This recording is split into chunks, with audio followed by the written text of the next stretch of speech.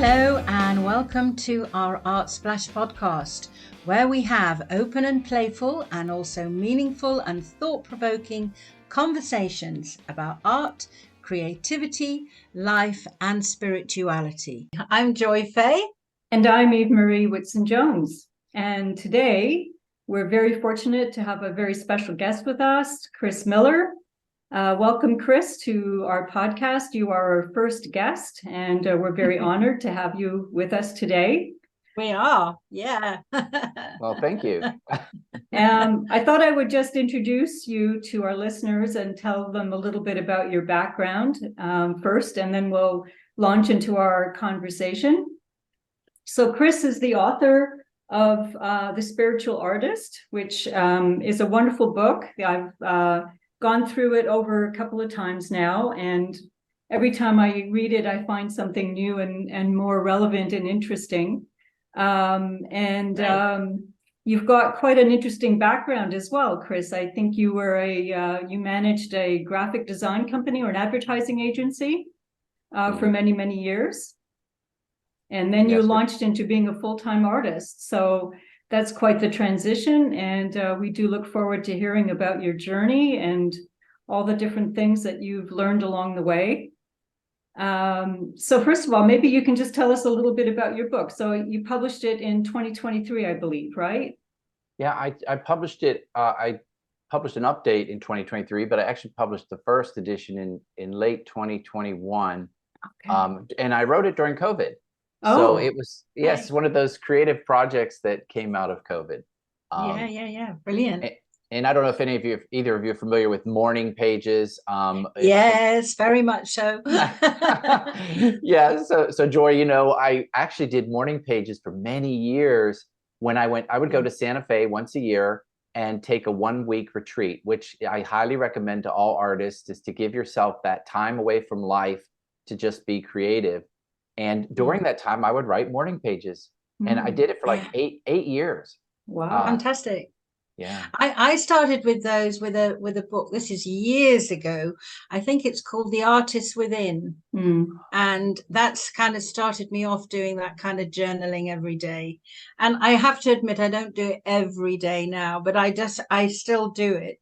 When I kind of got so much stuff in my head, I've got to get rid of it. Same thing. I date my entries, and you'll see there's more and more gaps, but and you can tell when life is getting a little crazy because you have a big gap in there. But yes. So what I did is I took my notes after 8 years, and during COVID, I realized that there was a book in there. Yeah, and fantastic. The book. So what the book talks about is it's about getting into what some people call the flow state or the creative state. It's that wonderful place where you just feel like you're connected to and I always say some greater power. I leave it open to the person's personal preference, but you just feel this connection and you're flowing and you just feel more than you are, and yet the best that you are, I guess. Exactly. Yeah. And so it's just all the different things that get in your way from being there. So each chapter just deals with stuff like judgment, critical judgment, rushing through. It's a big thing, the rule of medium, how we oftentimes rush through our creative practice, trying. So it's So was there a chapter that stuck out with you, Eve, or something that resonated? Well, there was lots of things actually. And, I'm just looking at my notes, and I, put big asterisks next to things that I thought, oh, wow, this is fantastic. I love the idea that you would propose about ideas are looking for a receptive host. It sounds a little science fiction-y in a way, a little bit maybe creepy, but obviously in a very positive way. And I think that I love that concept that there are things kind of out in the ether, ideas or creativity that's just looking for someone to come into and have it expressed in some way, shape, or form. Yeah, I love that idea. And I'm trying to remember the book that I referenced, that it was The Creative Habit or The Creative, and she talks about that. And she says that what's so neat about that is that we're all connected. And these wonderful, Absolutely. Yeah. absolutely. Have you ever noticed that sometimes you'll be thinking something and your friend might be thinking it at the same time? Yeah. Yes, the synchronicity can be incredible, can't it? Right. Yeah, Yeah. yeah, exactly. Joy, synchronicity is amazing. And so what happens is the whole idea is that if you don't grab that idea and go with it, spirit is speaking with you. If you don't take it, someone else will. Well, yes. And I love it. It'll just go on to the next person, right? And then you can say, I thought of that first, but I didn't do anything about it.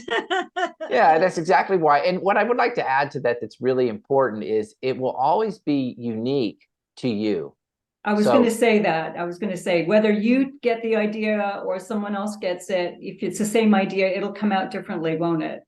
Yeah, because Yeah, we're all so unique. And so if Joy grabs that idea as opposed to Eve, it's going to be interpreted differently, and it's going to be that's what's so fun about it, right? We're all special. We are well, I think, I've been teaching for a very long time, and years ago, I haven't done it for a long time now, but I used to do quite a lot of demonstrations in front of the class because they always wanted to copy something. So I'd get a picture and then they had to follow me, as I did it. But it wouldn't matter how many people were there. Every single one was different, but they were all copying the same thing. And, when people go on about finding your style, I'm saying, you don't have to find it. It's already there.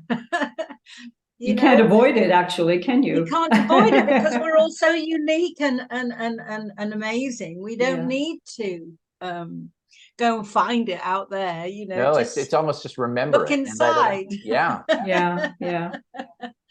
And that probably goes along with what you were saying in your book about learning your unique process and understanding, what your normal kind of flow of how you do art is unique to you, and the tools that you like to use, and the color palette that you tend to use, and so on. It is so very unique to you as well. Yeah, it's amazing. I think what the book came out of is my mentor we came into class one day, and she would always give us a little assignment, Joy, and one day she came in and she would stand there at the door with the coffee in her hand, and she'd be wearing a jean shirt, and she'd just say, "Today, I want you to watch your process." And I was like, what? I mean, I just went into the art room and threw stuff down, and and I think the truth of it is we all do that in life. We're always creating, but are we conscious of what we're creating? Yeah. Are we that's the key, isn't it? Yeah. It is. It's a type of mindfulness, isn't it? I mean, we talk about mindfulness of our bodies, and our thoughts, perhaps, but also this is another aspect of it, isn't it? Is watching yourself as you're making marks, or which paintbrush you tend to pick up, and so on. It all kind of fits into the same concept. I think it does. And what I find special for people to note is first you watch yourself, but then you can choose yourself. So once you watch that, I always gravitate towards ochre. Okay. I love that color. But then I can choose it. Then I can say, you know what, this time I'm not going to use it. I'm going to force myself into another color palette. Right. And I'm sure, Joy, that's one of my favorite assignments, is to tell people, I want you to paint with the color the color you hate the most.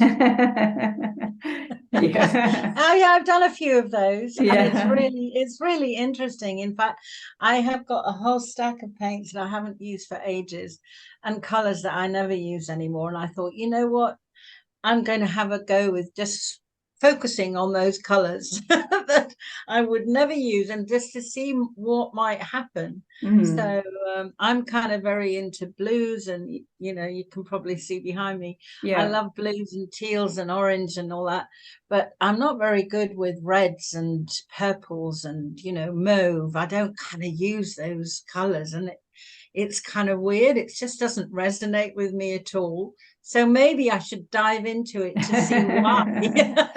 Yeah. I mean, it does. It forces, what my mentor would tell me is, if you're doing something that you're comfortable with, like a style that you're very comfortable with, use those colors that you're not comfortable with, and it will force you out of some out of the routine. Out of the routine. Yeah.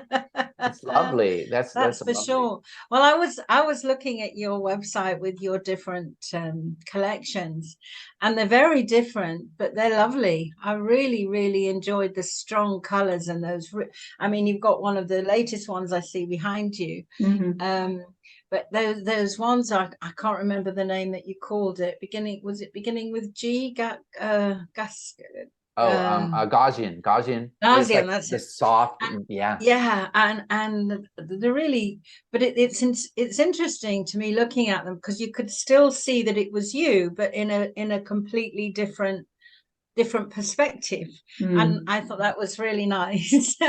Yeah, it's funny that you say that, Joy, because sometimes I sit there and I'm afraid. I think as artists, we're all told to stay in a lane, right? We learn a lane, but that can get so boring. And I think what the book does is help you develop several different lanes. And so I tell people, you know what, you could just sell one lane. You know, maybe Gaussian is real popular and you do that to sell, but you can have lanes that are personal. Yeah, and I have that too. Yeah, for sure, I do. And my other lane, which I've given myself a different name for that. So I don't call myself Joy when I'm doing those things. Oh, shall I tell you what I call myself? Yes. And I'm actually getting a website with it because I'm going to go incognito with it. Oh, really? Oh, wow, this is a road of revelation. I call myself Willow Wadsworth. Oh my God. It's your stage name. I love it. Yeah. Well, Wadsworth was my maiden name. Okay. And when I was a child, in the garden, we had this fabulous willow tree, and I used to love hiding. No one could find me if I climbed up into this willow tree. So when I was thinking about a name, and Wadsworth, of course, I haven't been that for a million years. I'm thinking, what do I the willow tree? I go, okay, Willow Wadsworth.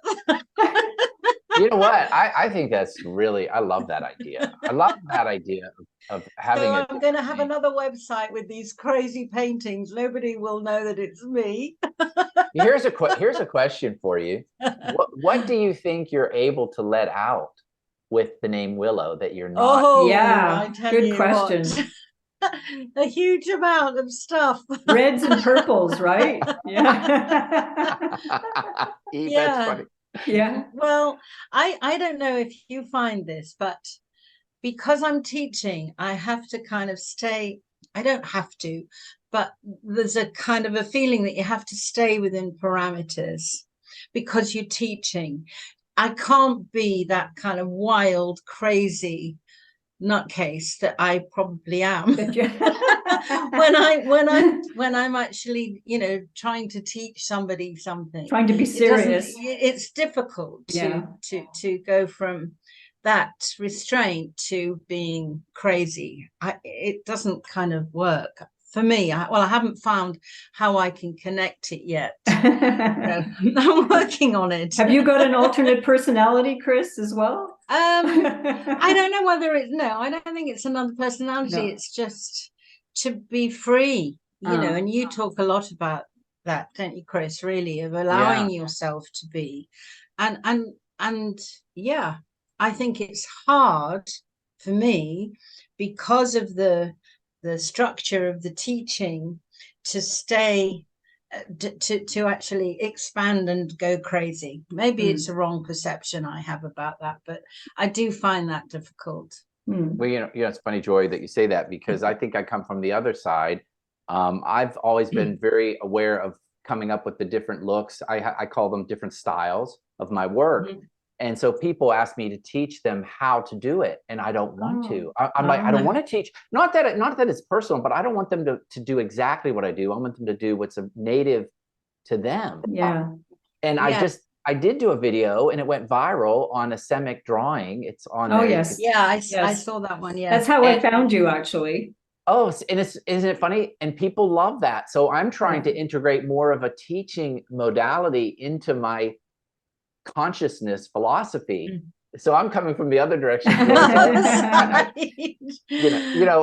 had a really interesting question for you, Eve, because I understand that you are you study brain and the how the neuro system works. Tell me about that a little bit. Yeah, well, my training as a life coach was actually based on neuroscience, and was a program that I took that was given by neuroscientists about how the brain works, and based on all the research that they've done, in terms of behavioral therapy, but related to the different functions of the brain. So it's kind of an integrated practice where it's neuroscience, but it's also coaching. And then at the same time, and I guess in a similar way that you do, Chris, is that I really want to integrate creativity into the coaching practice, and to let people expand and discover themselves through art of some sort. It doesn't have to be painting, whatever it might be that appeals to them.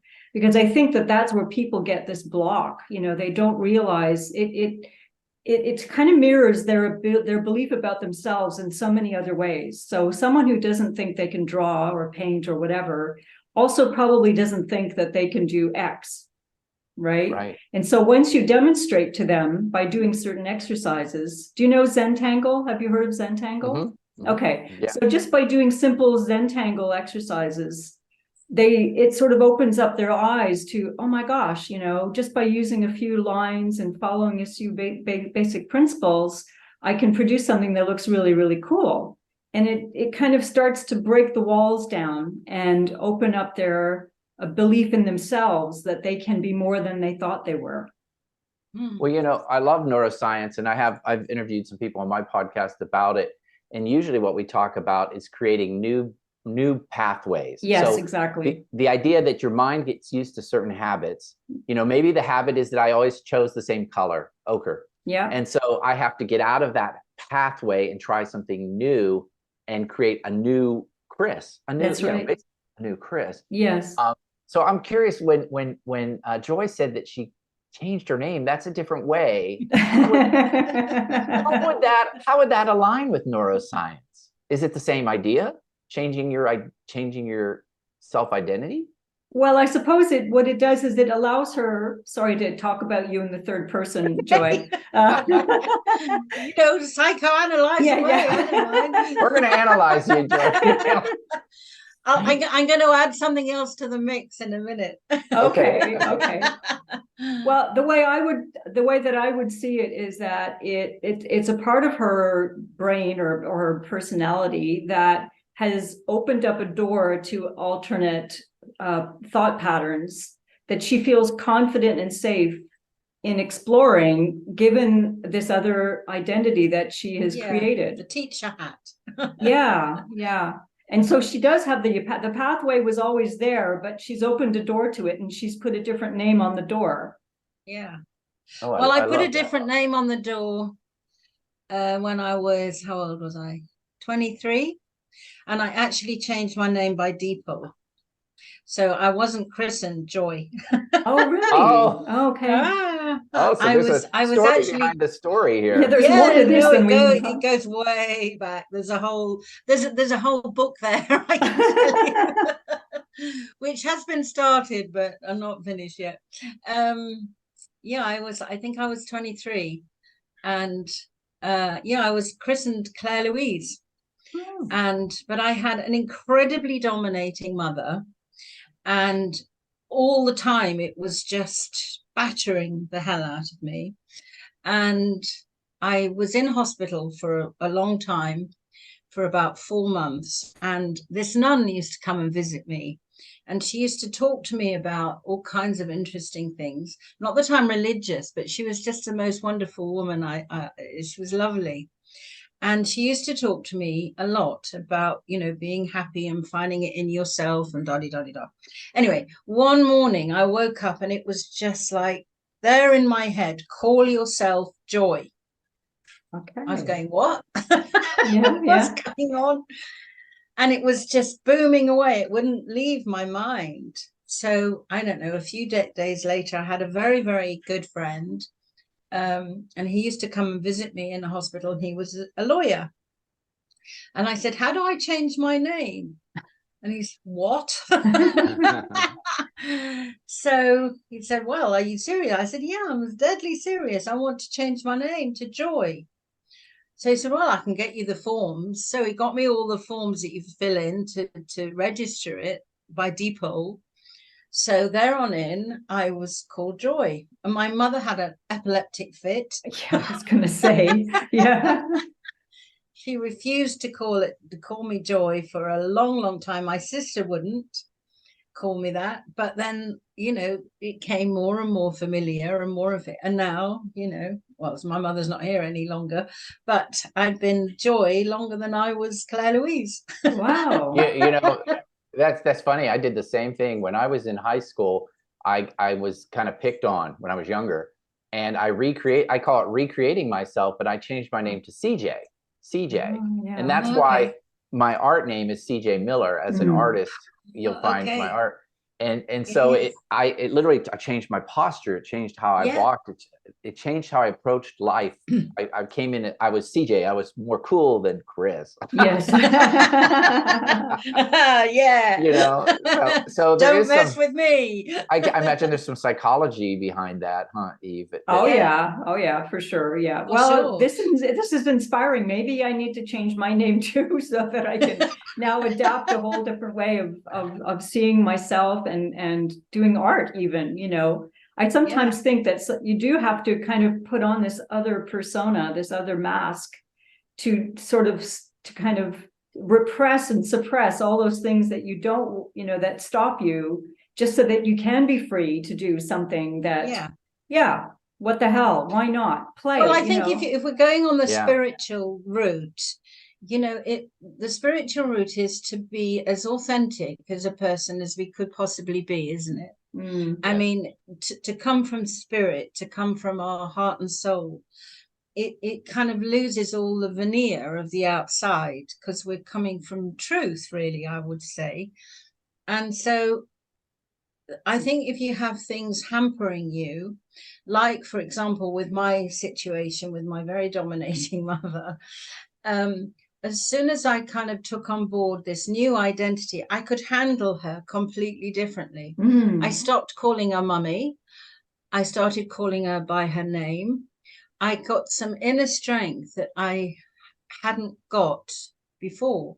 It was an amazing transformation, actually. Wow, interesting.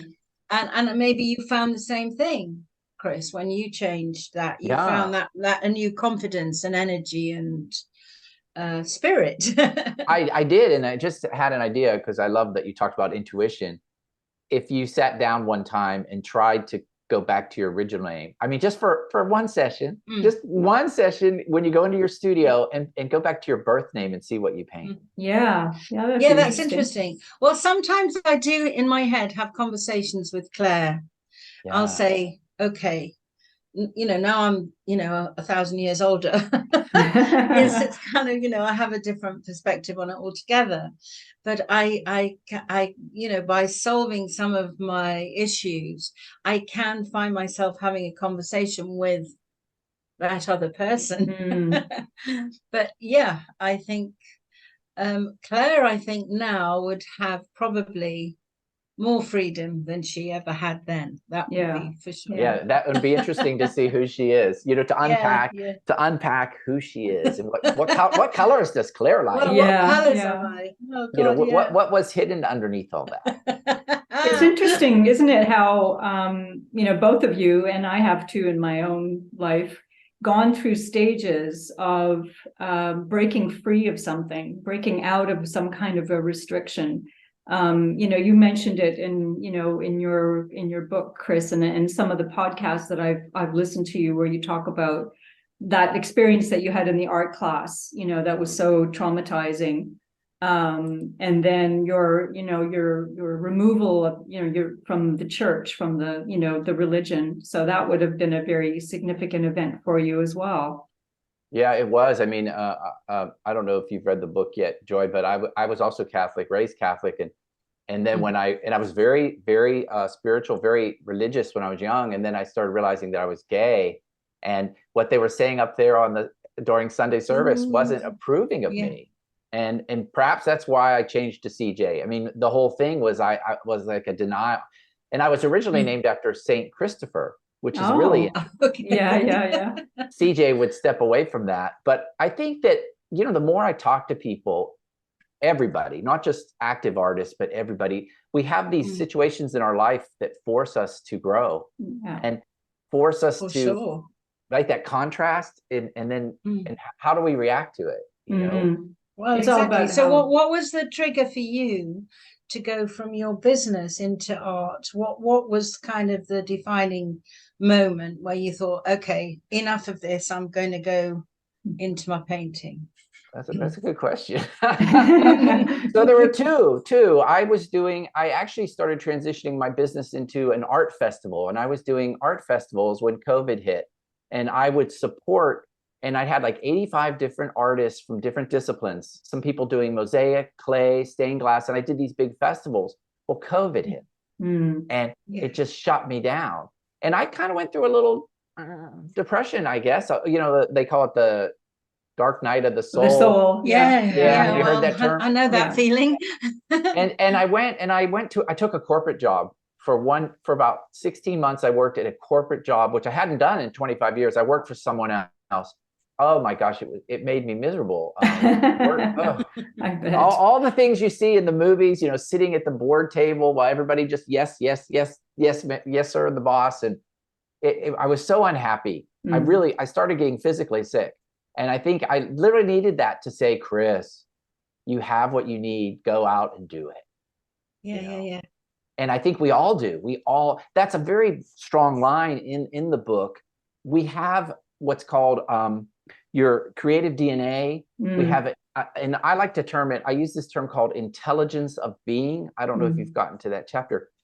In us is an intelligence that is meant. Absolutely. Yeah. Yes. You have skill sets that nobody else has. You have abilities that nobody else has. And it's programmed into you, just like a bird knows how to fly south in the winter. You know how to make yourself successful if you cut off all that negative messaging and all that you're told to be, and you get down to who you are meant to be, and you just and live it. Just live it.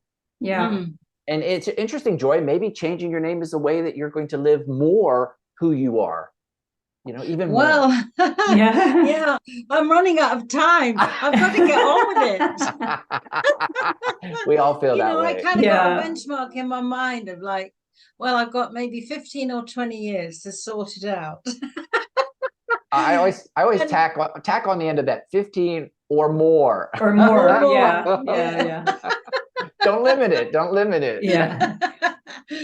So I have got some big changes cooking in my brain of what I might do, where I might live, and all kinds of interesting things. So one of the things that I think is really important when you're doing all these wonderful transitions is the letting go, you know, the willingness to just kind of let everything drop behind you that you brought with you. And that's not always easy, and we're not always aware of what we're holding on to, right? Sometimes it takes a lot of, you know, self-awareness and self-analysis. But one of the ways that I found, you know, in my sort of creative journey that really taught me an important lesson was when I was doing ceramics. And it's a very Zen experience because I don't know if either of you have done pottery before. You have, Joy. I don't know, Chris. You have to let go of a pot anyway. Exactly. It goes flying off the wheel. Yeah, I know. And you know, I was working on a bowl on a wheel, and I, you know, was able to shape it and form it, and I was so proud of it. It was like the most wonderful, amazing thing I had ever done. And I, you know, carried it very carefully over to the area where they fired in the kiln, and you know, left it there like nobody touch it, you know, except for the person who was going to, you know, put it in the kiln for me. But anyway, so when I came back to the studio the next time, all anxious, you know, waiting to see this bowl after it had been fired, the technician came up to me and said, "I'm really sorry, you know, there's a crack in it." And there was this thing that was, you know, irreparable. There was no way to salvage it at all. And so I literally had to just kind of like drop it in the bin, drop it in the garbage, you know, because there's nothing you can do with it. No. And it was such an important lesson of don't get attached, you know, let go of that attachment to things. And that's one of the things in your book, isn't it, Chris? It's about be willing to let go of large amounts of work at any moment's notice, because I think it's part of the creative process. And Joy would probably agree with that too. If you have to let go of the fear of failure, there is no failure. There is no failure.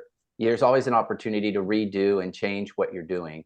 And so like you said, actually there's an art form where they actually fill in that crack with that pot. I know. I should have thought of that at the time. Yeah. And there's a name for it. It's a wonderful name. It's a Japanese isn't it Japanese? It's a Japanese way of I don't fill it in with gold or something interesting like that. Exactly. I don't know, something like that. Yeah.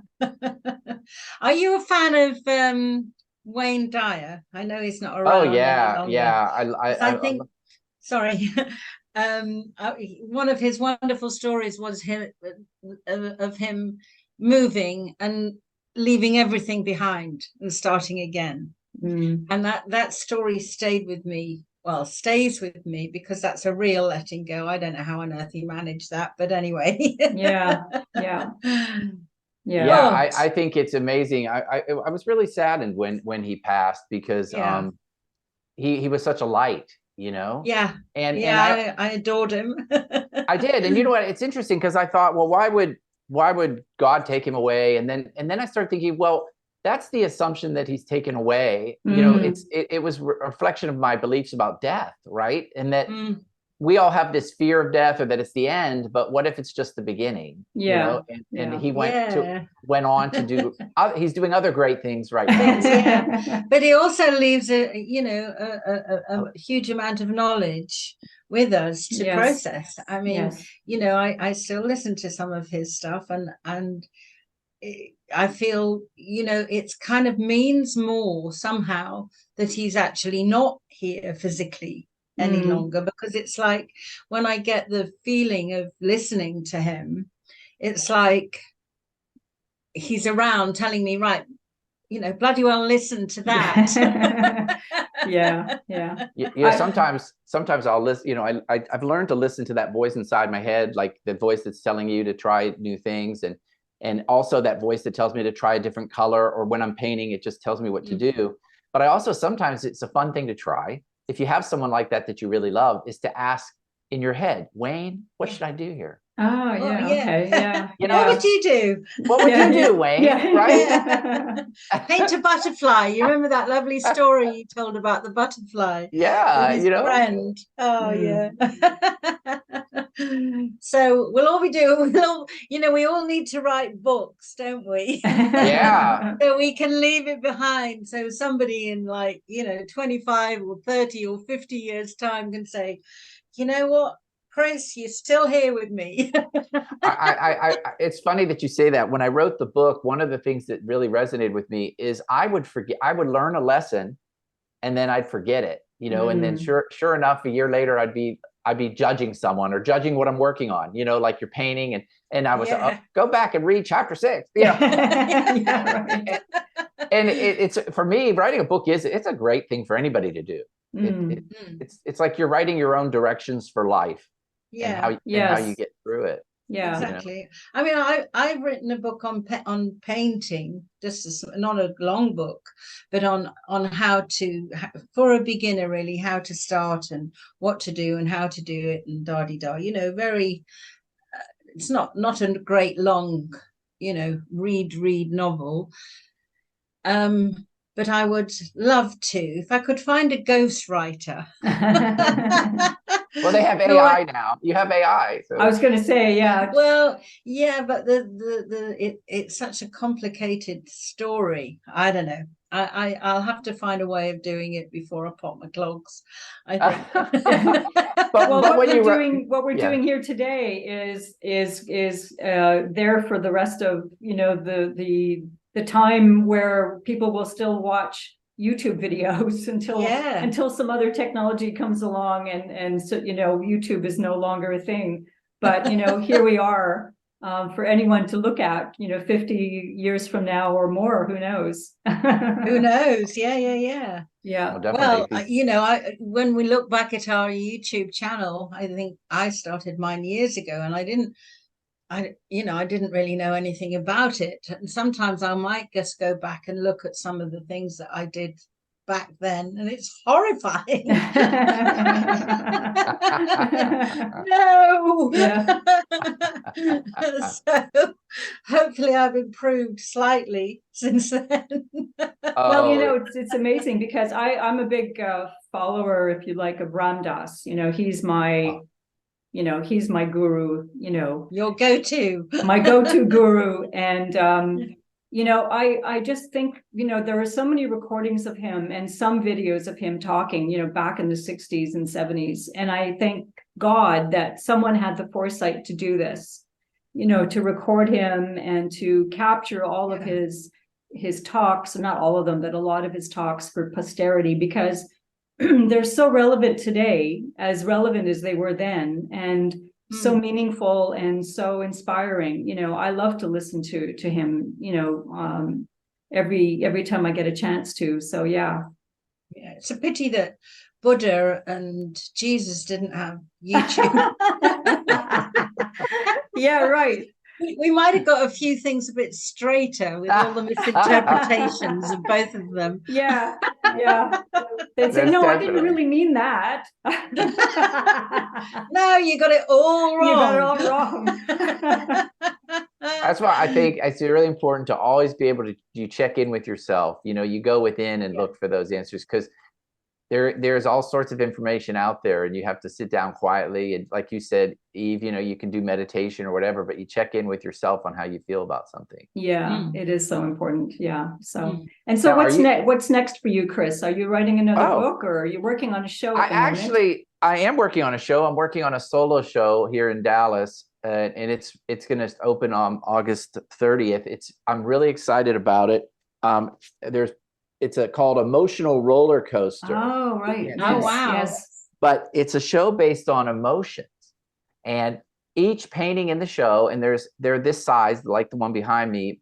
This is not going to be in the show, but this was my test pilot, is painted to a specific song. Oh, and right. The song has a very strong emotional content. Like one is really happy, one is sad, one is frustrated, one is in awe, reverence, and one is humorous. And so wow. I want people to come, and I actually created a Spotify playlist. Yeah, I heard that. You saying that on the radio. Yeah. And I was thinking, I must ask you, is it on Spotify or something? It is. Playlist. It is. My playlist is on Spotify. Cool. And so when they come to the show, they scan the barcode, pulls up the playlist. When they look at painting number 1, they listen, they can look. So it's an immersive exhibit. They watch the painting while they hear the music. Yes. Yeah. What a brilliant idea. I know, I'm excited. The goal for me was, I want people to realize that we are emotional creatures. And today more than ever, we are challenged, we're triggered all day long. We're being triggered through news and media. So to stand back, how you were saying, Joy, with a different name, it gives you the opportunity to stand back and kind of watch yourself, and I think you were saying that too, Eve. So I want people to come to the show, and every 8 feet, they're going to have a different experience. They'll be dancing or or crying or getting frustrated. But I want them to realize that it's not who they are. Emotions aren't who you are. They flow through us. They help us express, but they're not who we are. We are the space.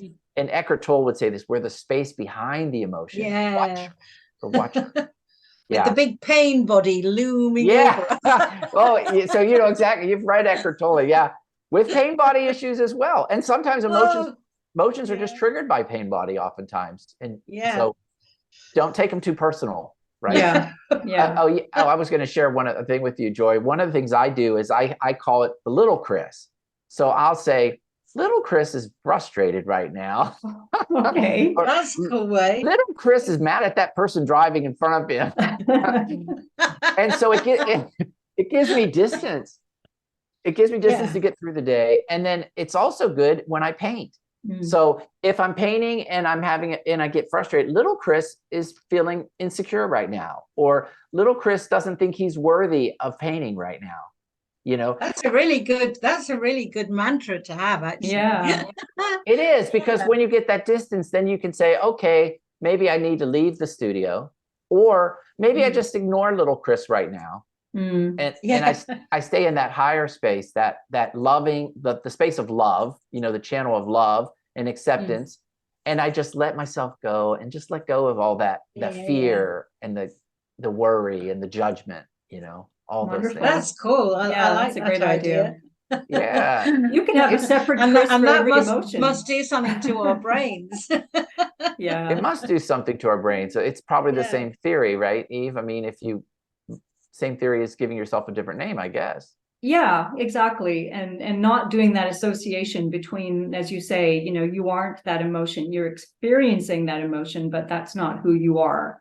And who you are is ineffable. It's not something that you can really put a label on, really, other than, you're sitting, it's residing in this bag of skin, that we call a body. And it has, sensory inputs and all this kind of thing, but we're so much more than that.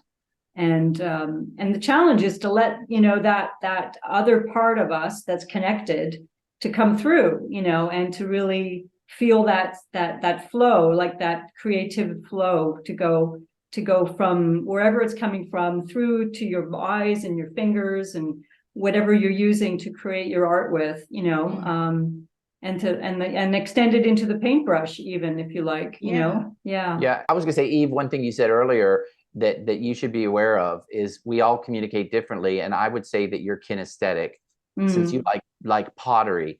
And if you're going to paint, I would tell you to use your fingers instead of the brush. Yeah. I thought of that, actually. That's a good idea. You need to touch it. You're a kinesthetic. You want to feel what you're doing. And a brush is going to isolate you a little bit. So anyway, I'm sorry. Go ahead.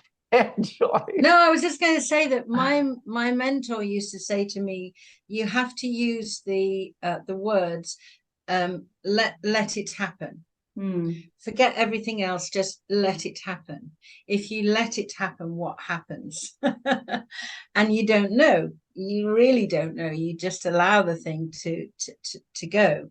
But I always have that in my mind. It's kind of was instilled in me from a very young age to just let it be, let it go, let it go, let it go.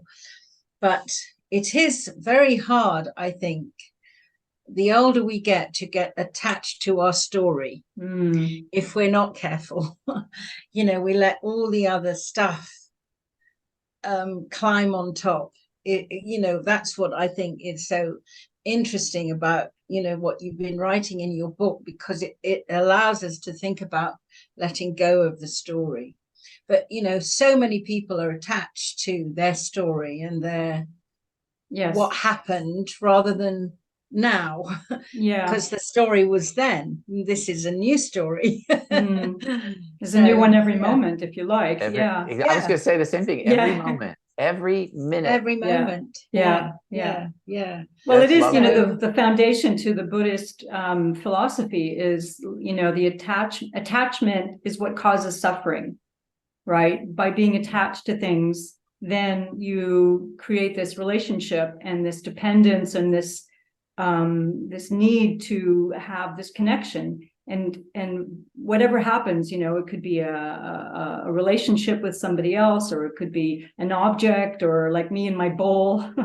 It has to be, you have to let it go, because by letting go, you let go of the suffering or the potential for the suffering. And so many of us are walking around suffering because we're attached to getting a nice car, or going on a vacation, or having a nice house, or whatever it is, which is completely meaningless, and in the end is so temporary anyway. You can't take it with you, obviously, right? But it's kind of but it's a total dialectic, isn't it, really? Because we want the commitment at one level, but then we've got to detach from it from another. So it's kind of like you're oscillating between those 2 points. I mean, I can remember back then when I was in a marriage, there's that kind of dependency and attachment, and that's kind of normal in a relationship. To have a relationship that's committed but not attached is kind of like quite a strange concept, isn't it? Yeah, I think it depends on how you do think you of do that? attachment. Yeah, I know. So I opted for not having any. I opted for not having the relationship. That's one way out of it. Yeah. But you're right. It's a duality. You're in between. You're going back and forth. You know, because I always talk about non-judgment, but you also you have to be discerning, right? Like as an artist, you start discerning this stroke looks better than this stroke, right? Yes. And so you still have to be discerning. And and then what makes the painting so interesting is the contrasts, you know, the color contrast and the color values. Well, you know, sometimes in a relationship, the contrast is so contrasting. It kind of should make it really dynamic, like it would do in a painting, but you know, it can explode into destructive contrast. Yeah, that's where that term, you know, you've heard the term love-hate relationship. You know, like you have those passionate relationships where you're either really having a good time or you just hate each other. That's not good. It's a fine line. I think I talked about that too. There's a flow state, and you want to be in that fine place where you're challenged a little bit, but not too much, right? Yeah, exactly. That's the challenge, the balance between the medium and the skill, the challenge and the skill. Yeah. And so you have to be just you don't just at the right place, but it's practice, right? That's kind of hard. Well, it's hard even to think about, let alone do. Yeah. Well, we wouldn't be here if it was easy, would we? No. I mean, we would be, but you know, I think it's all part of the journey that we're on, and that's another, you know, important message about being an artist is not to always be so focused on the end result. I mean, yes, of course, you want to finish the painting and so on, but enjoying that process of actually doing it is really the key to the whole thing. Yeah, absolutely. It's definitely, I love it's fantastic to have the conversation. So without your book, we wouldn't be having the conversation, Chris. So thank you. I am so thrilled, you know, the fact that you're reading it in what I would say across the world, right? And I think it's amazing. I talked to a woman yesterday who read the book in Ireland. And I'm just finding it fascinating to see that we have this commonality, you know, that we're so far away, right? But we can reach out and we connect. Can do it. I know, it's amazing because he's in Portugal, you're in Texas, and I'm in Spain. So I mean, really? it's incredible, isn't it? Really, it is. It's incredible, and those are some of the gifts of COVID was teaching us that we can do this. Yeah, absolutely. That's true. That's true. Yeah. Well, my COVID experience was to put all my classes that I was physically teaching online. So that was a fantastic time for me, just to have the time to learn how to do it and put all the courses up on a platform, and that's how I'm teaching now. It's all online. So it's interesting, isn't it? Except you're doing it. You're doing a retreat as well, aren't you? Apart from my retreat, Joy's doing a retreat, and you're doing one as well. Oh, are you doing one? Yeah, Joy, I'm doing my first retreat this fall, locally, but I hope to move it to Santa Fe in the spring. But this fall, it's in Texas. And I love the idea. You know, I love being online, but I also love the idea, as you know, being in person.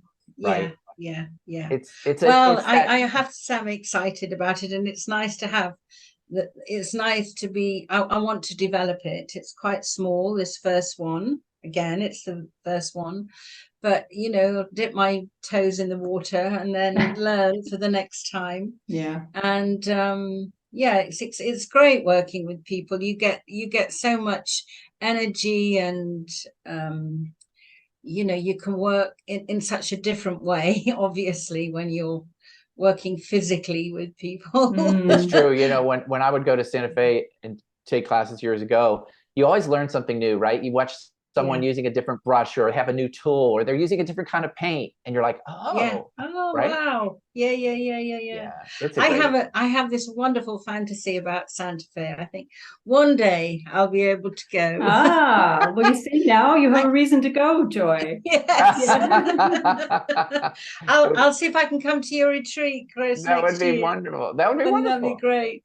Yes, it would be. It would be great. All right. Fantastic. So, well, fantastic conversation, and thank you so much, Chris, for joining us on this podcast.